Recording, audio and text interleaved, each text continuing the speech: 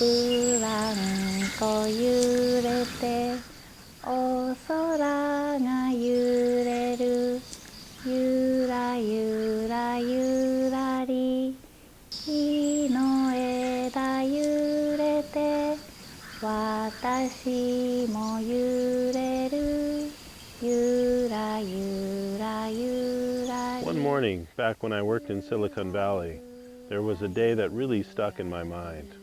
That morning I got to the office maybe around 7:30. I looked out the window, and across the street there was a Starbucks. Now I worked on the third floor of a fairly large building right on Stevens Creek Boulevard, right in the heart of Silicon Valley, and that Starbucks was packed. In fact, there was a line of folks that went all the way around the corner. And I just remember thinking to myself, there's just got to be more to life than this. That meant I had to change something. We used to talk about changing the world, but sometimes it's harder just to change ourselves and our own life.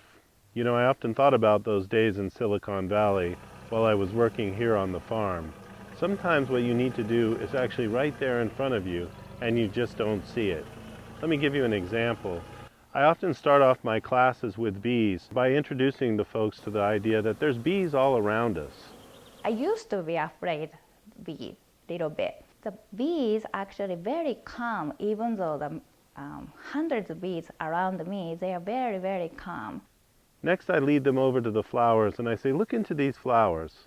And as they gaze into the flowers, suddenly the bees began to materialize. Somebody will shout, there's one, there's one, there's one. Next thing you know, everybody sees about 20 or 30 bees next to them. The answers, they're always there. They're there all along. And so are the answers to our life and how to change it. Sometimes what we need is right there in front of us all along.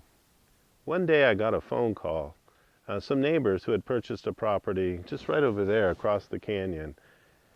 They had purchased this property with no house and needed a place to stay while they built their house. When I was little, I wanted to live in the farm because I love animals, and so that's why I was thinking. A couple days later, I found myself out here cleaning up, getting ready for their arrival, and I was taking things in and out of the house and cleaning up the yard.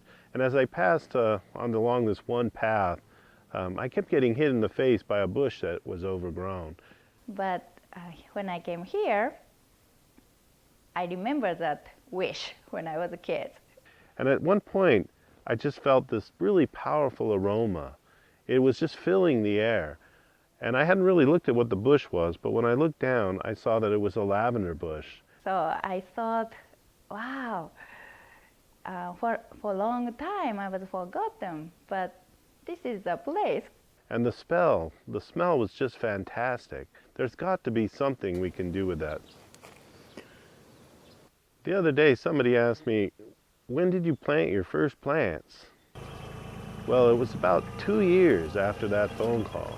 I wanted something that would be sustainable, both ecologically sustainable as well as economically sustainable. It had to return back to me what I needed to make a living, to be able to live out here and support my life.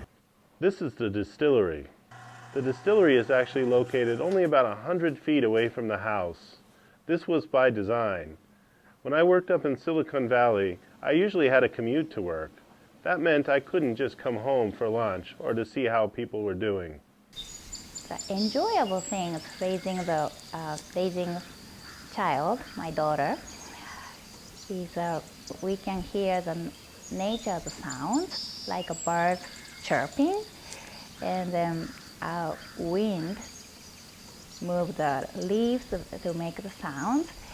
I actually had to stay at work and return in the evening, sometimes as late as 9 or 10 o'clock at night. And then also we have a fountain, and then my daughter loves water, so he always touch and then splash and then laughing. So I feel so pleased to raising her here.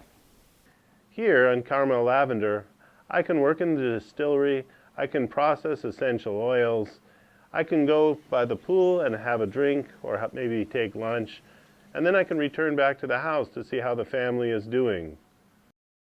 One of the things I absolutely loved about the main house is that it had a simple, humble quality to it. When I lived up in Silicon Valley, everything was about status and pretense. But down here on the farm, you enjoy a complete privacy, so you don't have to worry about that. You really want a house that blends in with the environment and helps you enjoy the surroundings. And that's really what this house did for me when I first saw it. From the high ceilings to the cupola that allows plenty of light to come in through the center, to the red tile floors, all of these things really contributed to a sense of peace and serenity. For me, this is a very special spot on the farm. A few years ago, though, I had an idea to bring the tiny house out here. That's what you see here behind me. When we host the people at the tiny house, sometimes their story, their life, they said their life is so busy, and raising the kids, working, and then using computer, everything, and they said, I don't sleep well. I don't know if I really enjoy the life. It's totally off the grid, powered by the solar panel. We've got a lavender field behind us now, a picnic table, and a swing, and this very peaceful, serene spot has become a place to really enjoy the farm. This really is an incredible opportunity for someone to start living the life they always felt they needed to live. I know if I had found this 20 years ago, it would have been something I would have jumped on. I had spent a lot of time looking at different properties, even sitting in front of the computer, putting in information and research into spreadsheets, trying to understand if there was some agricultural enterprise I could be involved in that would support my life. It really was a tough challenge to find a combination that would actually work and pay the bills. Carmel Lavender is actually the result of many years of experimentation, so the ability to be able to just plop right into that and start enjoying the benefits of this life is really a once in a lifetime. I could say living here is kind of one of my treasure in my life.